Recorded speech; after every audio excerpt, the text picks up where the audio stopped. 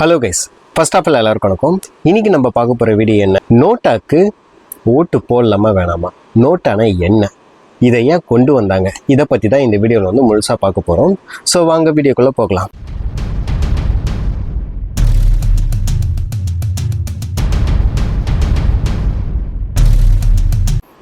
நோட்டானா என்னன்னா, none of the above the meaning. இதை எப்போ கொண்டு வந்திருக்காங்கன்னா, சுப்ரீம் கோர்ட் ஆஃப் இந்தியா தான் வந்து இதை வந்து இன்ட்ரடியூஸ் பண்ணியிருந்தாங்க. 2013 இருந்தால் இந்த நோட்டான்ற ஒரு ஆப்ஷன் வந்து உங்கள் இவிஎம் மிஷினில் வந்து நீங்கள் பார்க்குற மாதிரி இருக்கும். நோட்டானா என்னடா அப்படின்னு சொல்லிட்டு பார்த்தீங்கன்னா, உங்களுக்கு வந்து எந்த பார்ட்டிக்குமே வந்து ஓட்டு போட இன்ட்ரெஸ்ட் இல்லை, அதனால் வந்து நீங்கள் வந்து நோட்டாக்கு வந்து ஓட்டு போடுறீங்க அப்படின்ற மாதிரி வச்சுக்கலாம். ஒருவேளை நோட்டாக்கு ஓட்டு போட்டால் என்ன ஆகும் அப்படின்னு சொல்லிட்டு உங்களுக்கு ஒரு சில கொஷின்ஸ் இருக்கலாம்ல.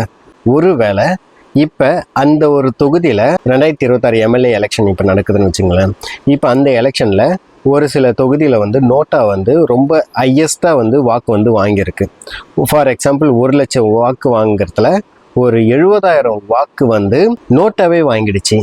ரிமைனிங் இருக்க வாக்கு தான் வந்து ஒரு 30,000 ஒரு சில பேர் வந்து ஓட்டே போட மாட்டாங்க, அதை விட்டுலாம் ஓகேங்களா, அது ஒரு 10,000. மீதி இருக்க 20,000 ஓட்டில் தான் வந்து யாருக்கு வந்து அதிக வாக்கு போயிருக்கு. ஒருவேளை டிஎம்கேக்கு போயிருந்தா டிஎம்கே, ஏடிஎம்கே போயிருந்தா ஏடிஎம்கே, டிவிகேக்கு போயிருந்தா டிவிகே, என்டிகேக்கு போயிருந்தா என்டிகே. இதில் வந்து யார் வந்து அதிகமாக இருக்காங்க அதை பேஸ் பண்ணி தான் வந்து அவங்க தான் எம்எல்ஏ கேண்டிடேட் அப்படின்னு சொல்லிட்டு அனௌன்ஸ் பண்ணுறாங்க. ஸோ இதுலேருந்து நமக்கு என்ன புரியுது, நீங்கள் ஒரு வேளை நீங்கள் நோட்டை எனக்கு யாருமே பிடிக்கல, நான் நோட்டாக்கு தான் ஓட்டு போடுவேன்னு உங்களுக்கு ஒரு வேளை திங்கிங் இருந்துச்சுன்னா, நீங்கள் நோட்டா அந்த ஊர் மக்களே ஒரு வேளை நோட்டாக்கே போடுதுன்னா, ஈவன் அட்லீஸ்ட் ஒரு ஓட்டு ஏதாவது ஒரு கேண்டிடேட் வாங்கியிருந்தா கூட அந்த கேண்டிடேட் தான் வின்னு.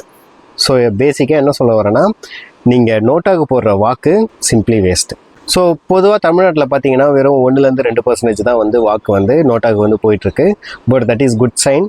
ஆனால் உங்களுக்கு இப்போ இந்த 2026 எலெக்ஷனில் வந்து இப்போ அடுத்த வாரம் வியாழக்கிழமை, தட் மீன்ஸ் ஏப்ரல் 23 வந்து எலெக்ஷன் இருக்குது. அப்போ வந்து உங்களுக்கு எந்த கேண்டிடேட்டுமே பிடிக்கல, எந்த பார்ட்டியுமே பிடிக்கல, உங்களுக்கு நோட்டாவில் வாக்கு போடணும் அப்படின்னு சொல்லிட்டு உங்களுக்கு திங்கிங் இருந்துச்சுன்னா, தயவு செஞ்சு அதை மாற்றிட்டு ஏதாவது ஒரு பார்ட்டிக்கு போடுங்க ஓகேங்களா. உங்களுக்கு வந்து ஏதோ ஒரு பார்ட்டி இருக்கும், ஏடிஎம்கே, டிஎம்கே, டிவிகே, என்டிகே, இது போல் ஒரு 4 பார்ட்டி இருக்குது, 4 பெரிய பார்ட்டி இருக்குது.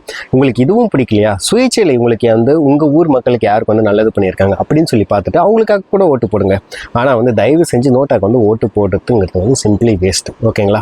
ஒருவேளை ஃப்யூச்சரில் வந்து லா வந்து சேஞ்ச் ஆகிடுச்சுன்னா அப்போ வந்து நோட்டாவோட பவர் வந்து ரொம்ப அதிகமாக இருக்கும். லைக் வந்து இப்போ வந்து லா வந்து சேஞ்ச் பண்ணிட்டாங்க, இது போல் வந்து இனிமேல் வந்து நோட்டாக்கு வந்து அதிகமான வாக்கு வந்துருச்சுன்னா நம்ம வந்து ரீஎலெக்ஷன் பண்ணுவோம் அப்படின்னு சொல்லிட்டு வந்துருச்சுன்னா அந்த டைமில் வந்து நோட்டா வந்து ரொம்ப பவர்ஃபுல்லாக இருக்குமே தவிர, இப்போ பார்த்தீங்கன்னா நோட்டா வந்து பவர்ஃபுல் கிடையாது, அது வந்து வேஸ்ட்டு. ஸோ தயவு செஞ்சு அதுக்கு வந்து வாக்கு போடாதீங்க ஓகேங்களா. So thank you very much.